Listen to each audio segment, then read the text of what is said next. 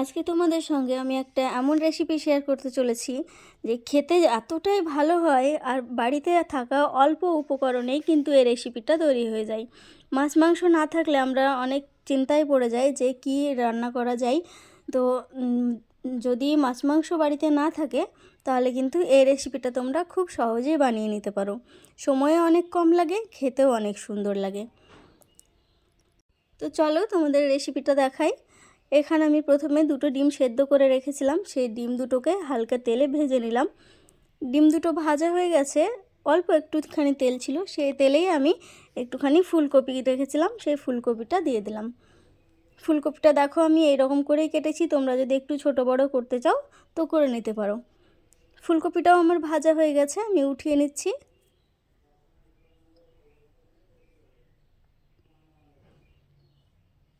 এবার কড়াইতে আবারও একটু তেল দিয়ে আমি একটা আলু দিয়ে দেব।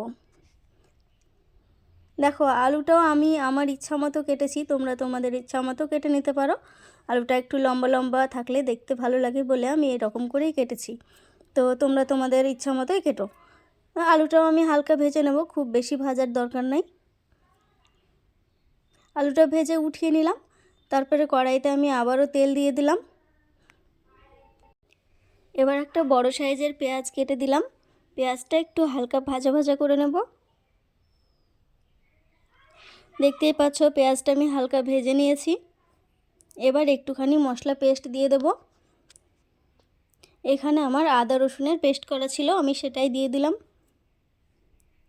এবার দিয়ে দিলাম 1 চামচ লবণ, 1 চামচ হলুদ গুঁড়ো, 1 চামচ লঙ্কা গুঁড়ো, 1 চামচ জিরে গুঁড়ো আর 1 চামচ ধনে গুঁড়ো।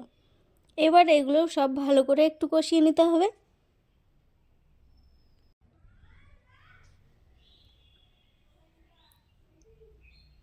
দেখতেই পাচ্ছ মশলাটা আমি খুব ভালো করে নেড়েচেড়ে কষিয়ে নিচ্ছি। মশলাটা আমার কষানো হয়ে গেছে। এবার আমি ভেজে রাখা ওই আলু ফুলকপিটা দিয়ে দেব। আলু ফুলকপিটা দিয়ে আবারও একটু ভালো করে কষিয়ে নেব। এই কষানোটা যতটা ভালো হবে রান্নার টেস্টটাও কিন্তু ততটাই ভালো হবে। দেখতে পাচ্ছ আমি নেড়েচেড়ে বেশ কিছুক্ষণ কষিয়ে নিচ্ছি। এবার আমি জল দিয়ে দিচ্ছি। তোমাদের কিন্তু মাথায় রাখতে হবে তরকারিটা যত ভালোভাবে কষিয়ে নিতে পারবে ততই কিন্তু টেস্টটা বেড়ে যাবে। এবার আমি ঢাকা দিয়ে রেখে দেব। কিছুক্ষণ ঢাকা দিয়ে তারপরে সেদ্ধ যতক্ষণ না হয় ততক্ষণ আমি এইভাবেই ঢাকা দিয়ে রেখে দিয়েছিলাম।